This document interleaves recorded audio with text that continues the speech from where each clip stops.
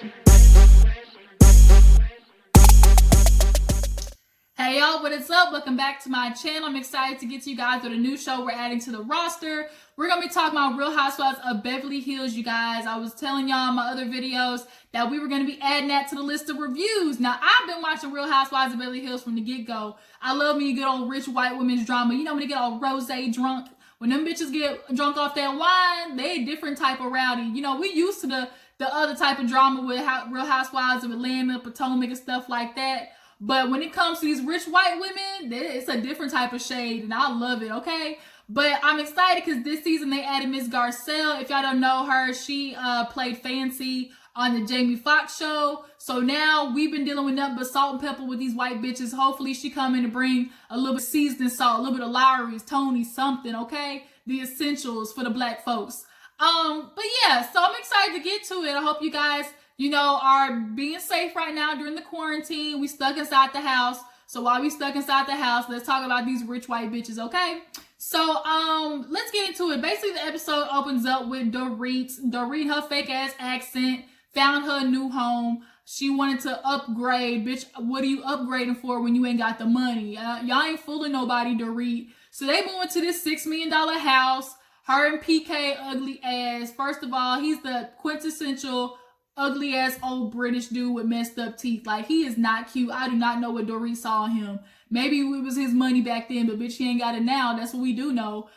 Because they talking about the house, how they signed for the house, and it's only Dorit's name on the lease. Now, Dorit trying to make it seem like it's normal. Like, oh, do both spouses always put their name on the house? Yes, bitch. Yes, usually they do. So the fact that PK's name is not on there is obviously lending us to think that when shit starts to pop off, you don't want them to be able to seize it. It's not going to be PK's name, so they won't be able to seize it. But bitch, like, when his stuff start falling down because you married to him, you think your stuff ain't going to be connected to it?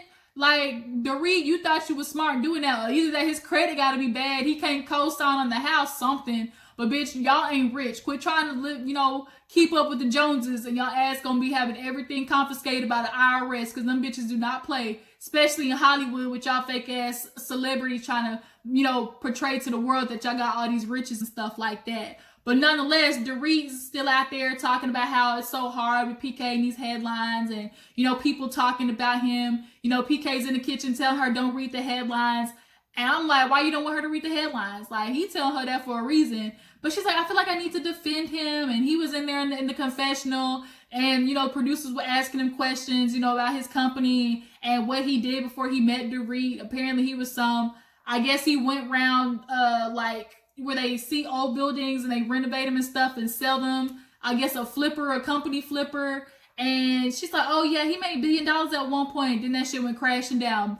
PK all but said the shit came crashing down, and basically he ain't got no money. So yeah, him and Dorit living this fake ass life, and she wants to keep telling people that they all right, but bitch, it ain't all right. We see right through it. So let's move on. So Denise, she is hurt. I guess she had a whole bunch of hernias, and she's talking to her husband. What's her husband? Is it Aaron? I think it's Aaron. Is it Aaron? Drop down in the comments, tell me his name. I'm pretty sure it's Aaron. But, yeah, so she's in the kitchen telling him about, I guess, New York week or whatever. And she has to have surgery. So, I guess he's going to be there to pick her up and stuff like that. So they go and do surgery. She come to find out Daniel have only one hernia. That bitch had 4. Like, damn, Denise, what you been doing? Like, I know she's talking about she has to pick up her daughter who has special needs. But obviously you doing something else, like, maybe all that sex you having with your husband is taking the toll on you, bitch. You talking about he, well endowed and all. Maybe he fucking up your stomach, okay? Maybe that's what's fucking up your stomach. So, yeah, so they have surgery and everything. They rent a hotel. They buy a hotel for a hotel room for a couple of nights. He's in there taking care of her. Got her all hooked up to the electrocurrencies. He's giving all type of scientific stuff. And while they're doing that, we see Teddy and Lisa Rinna are on a hike, basically talking about life and stuff like that. And Lisa Rinna struggling with her daughter, who is kind of facing like anxiety, depression type issues. It's the daughter that suffered from anorexia. last season when that came out. And, Lisa Rinna is just struggling to help her daughter figure it out. She's 18. She works, she travels around the world, goes to school. And I guess it's becoming a little bit too much for her. Even the daughter's therapist called Lisa Rinna was like, it ain't good right now. So, she's kind of struggling with that. And Teddy gets it because Teddy was a child of, a celebrity. So she kind of understands what the daughter's feeling when it comes to all this pressure. It's really unfortunate, that the daughter has to go through all that. I know what it is like to have anxiety, especially when it gets bad. Like, your head is just constantly running all the scenarios and possibilities. And I'm such an overthinker. Sometimes I can't even sleep at night because my brain just does not shut off. So I get it. But, as a mom, she's just kind of trying to figure out a way that she can just, support her daughter in the right way. And Teddy's pregnant now, you guys.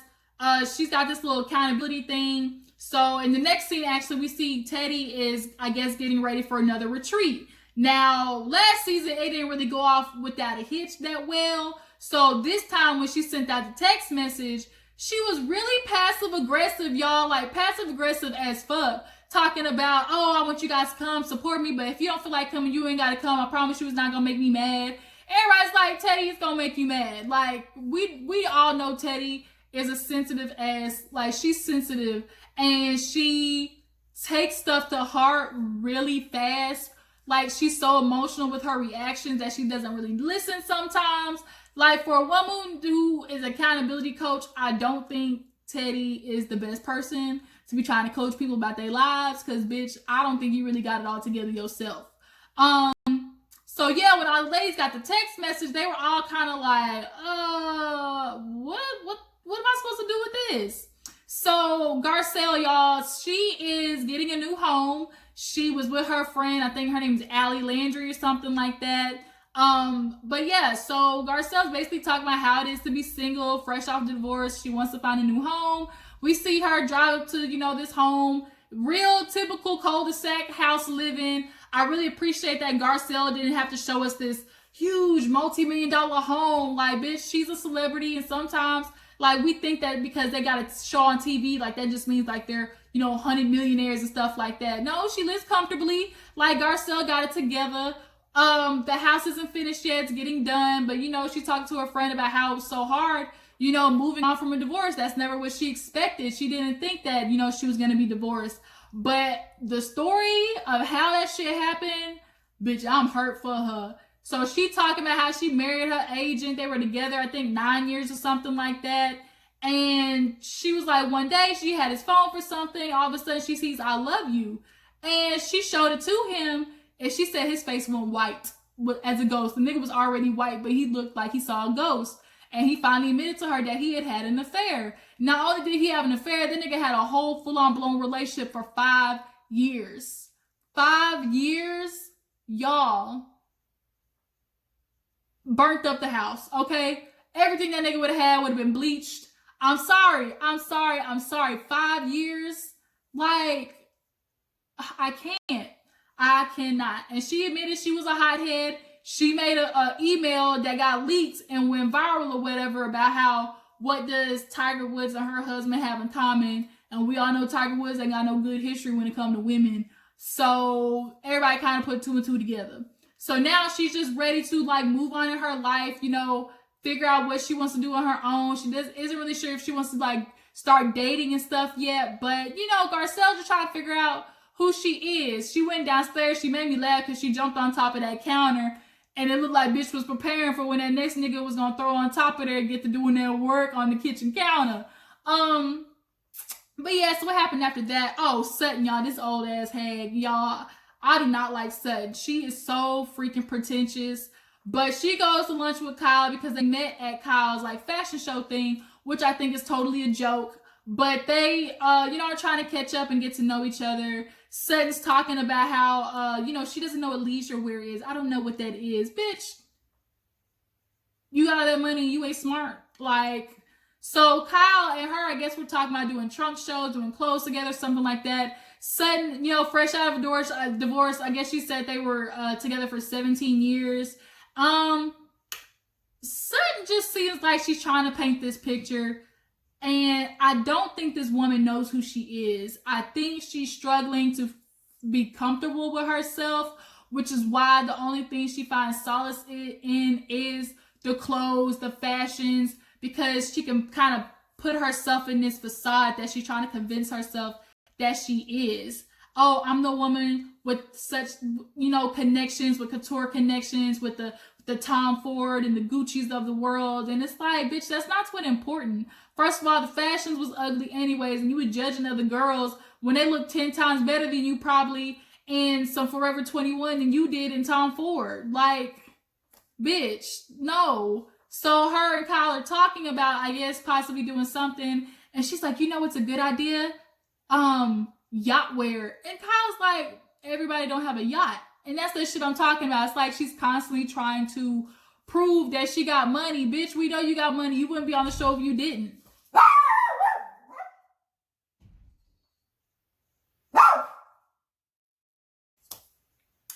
All right, y'all, I'm back. So where was I? I was talking about Sutton. Yeah, so Sutton's talking about having yacht wear.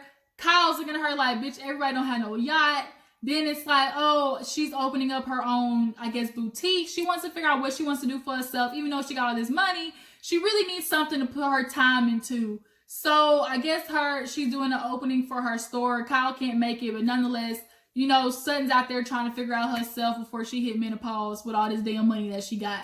Oh, we see that Denise was talking about how Charlie was trying to come for her. He trying to talk about some child support, and she like, you ain't been paying it. I haven't even gone after you for everything I honestly could have. And Charlie, I think he's kind of becoming obsessed with having this fight with her. I think to him, Denise is the one that got away. It's a lot more. He's going to enjoy constantly having these battles with her if it's anything that keeps him in connection with her. He has no reason to be continuing going after her. She's not asking for no money. Why are you fighting over this whole child support thing? I'm not understanding, Charlie. Did the drugs get to your head? Can you not use common sense? Why are you bringing up to the courts about this child support when you ain't been paying? I'm not understanding. I think he enjoys having these fights for her because he has nothing else to do with his life. And he has nothing else to connect him to Denise other than all this court stuff. So he would rather continue to keep battling with her than to leave it alone. Charlie, find you a new hobby other than taking Denise to court. But everybody is going to oh no, we gotta talk about Miss Eva and Erika and Garcelle meeting for lunch. I love those two. That is a yin and yang combo. That is everything. Garcelle was sitting down talking to Erika basically about life and stuff like that. They can relate to each other with having kids. They have a son that's the same age.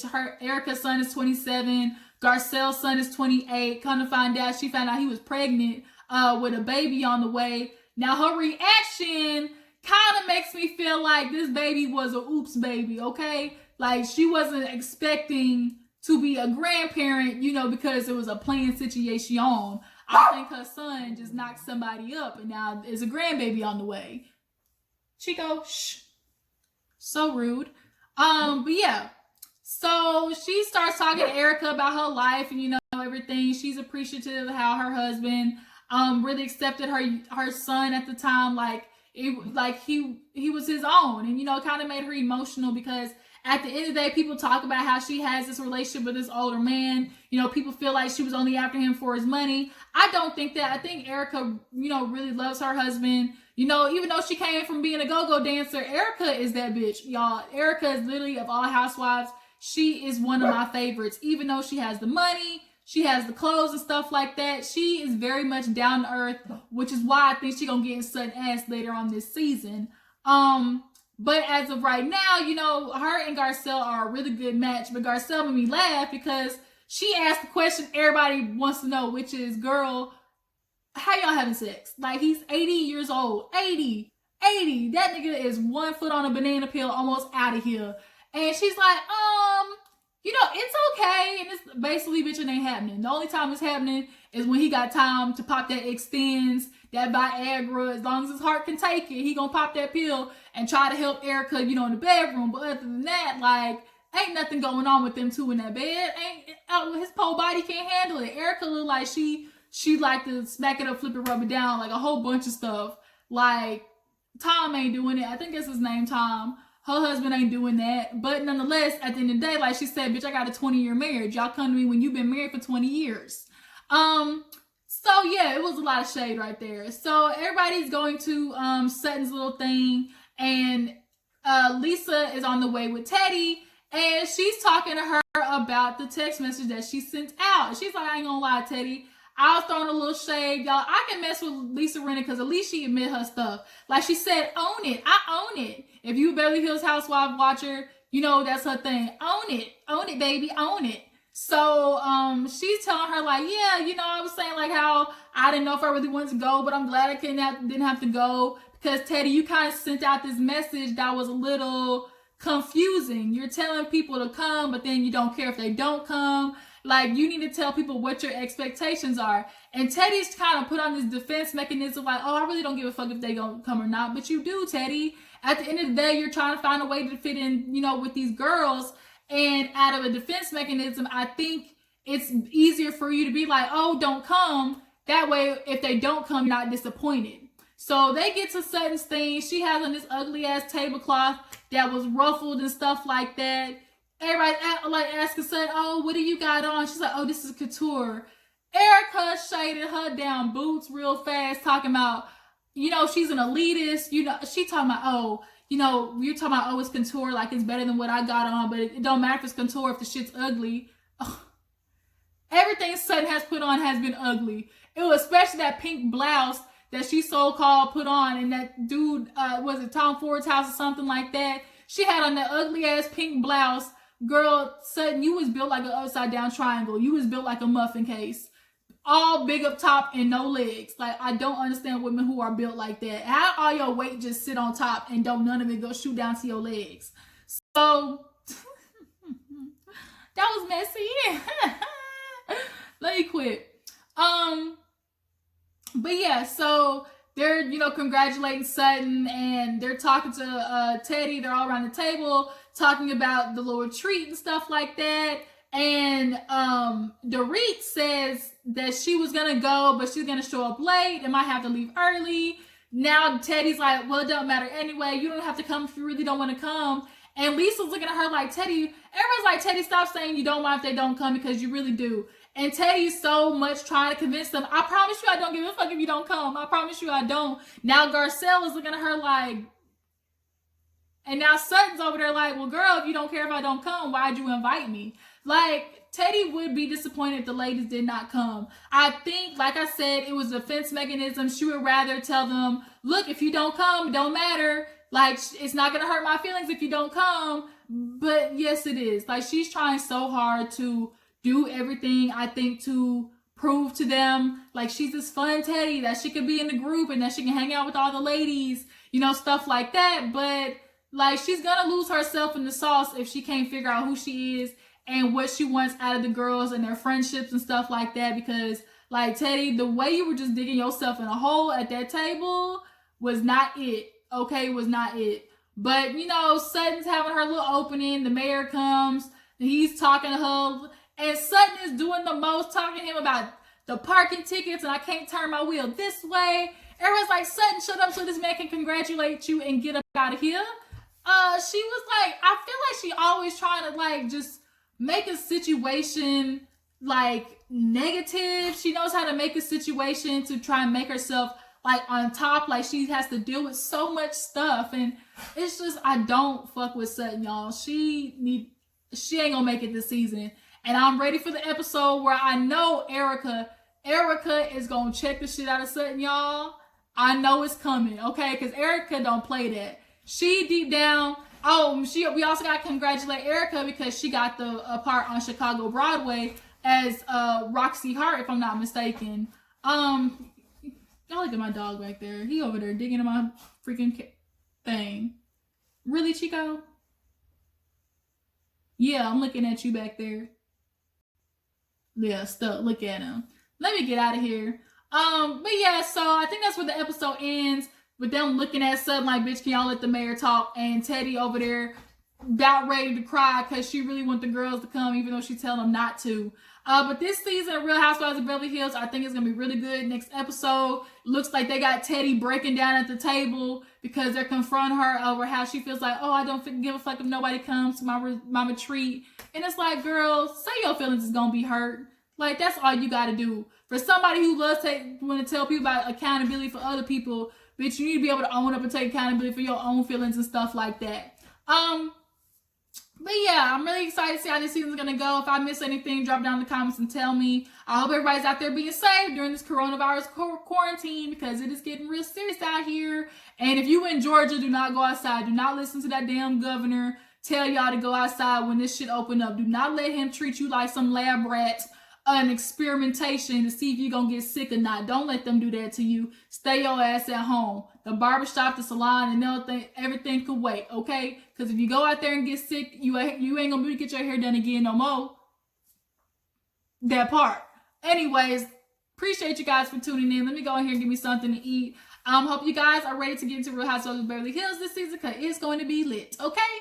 Make sure you like this video, subscribe to my channel, y'all, and I will catch you on the flip side. Deuces.